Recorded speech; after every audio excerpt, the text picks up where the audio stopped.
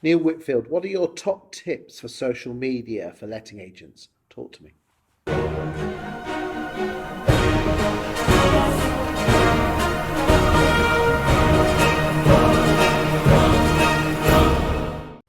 I think my top tip would be to not think about the media channel as being the most important thing. And I think It's actually Facebook or LinkedIn or Twitter. Facebook, LinkedIn, Insta. coming at it from a marketeer's point of view, which I do, the media channel is not as important as the message. Okay, and does it have to be a different message for each platform? I think there are subtle differences, but I think the core of the message absolutely needs to be the same, and it needs to come back to your fundamental offering, what makes you different, what it is that you can provide to the market that no one else can, and clearly each different platform has its own restrictions in terms of how many characters you can use. Sorry. Excuse you. But really, you need to be consistent on every single platform. I think that needs to be consistent for the long term as well. What I see with a lot of agents is they will lurch from a message this month and that hasn't particularly worked, so they'll do something completely different, and then the following month they'll talk about something completely different, and it's never going to get that traction. So what about the quality versus quantity? I know you alluded to that. Yeah, I think it absolutely needs to come down to quality. I think too many businesses generally throw mud at a wall and see what sticks.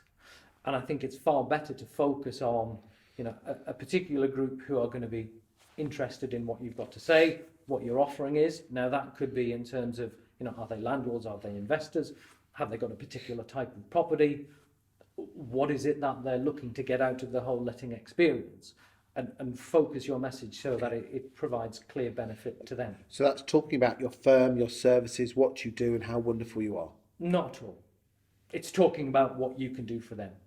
Too many agents talk about them, how many ALA qualifications they've got, the fact that they've been in the town since 1987, and quite frankly, nobody cares about that.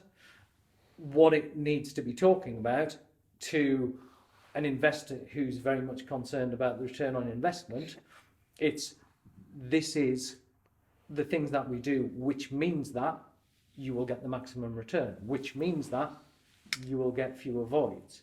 For a landlord who is potentially, I don't know, an engineer, they will be far more focused on the systems that you employ. But not everyone is a system sort of person. No, there will be other landlords who are more concerned about how you treat the tenants. And what you need to do is you need to find the message that resonates with you and your team and your skills and what you do well, and build a coherent message around that. Does that mean you have to do different messages to attract different sectors of the public then? Potentially. And one of the things that paid social media... Okay, well, that was my next question. Paid or organic? Well, I think the reach from organic is in decline. Everybody knows that.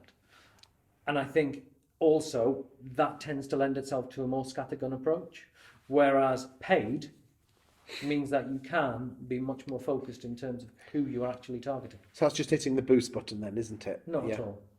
No? It's using the ads manager or business manager or whatever platform you've got. So just boosting not a good idea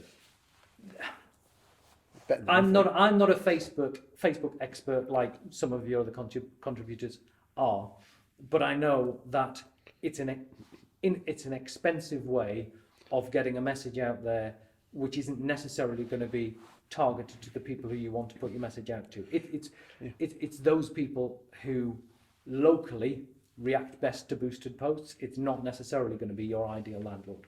Okay, so put out great content, yeah, which is relevant and interesting to your potential client. Yeah, be that organic or be that paid. Both, you need to do both, don't you? Yeah, and attract the landlords in. Done it? But look at it from a long-term point of view. Don't look for short-term. Look for a mix, I would say, Chris. So there's stuff that you can do which will attract those people who have a need now. But I'm a great believer in the 80-20 principle. And I would put 80% of my focus on the long term and 20% of my focus on the short. Thank you very much.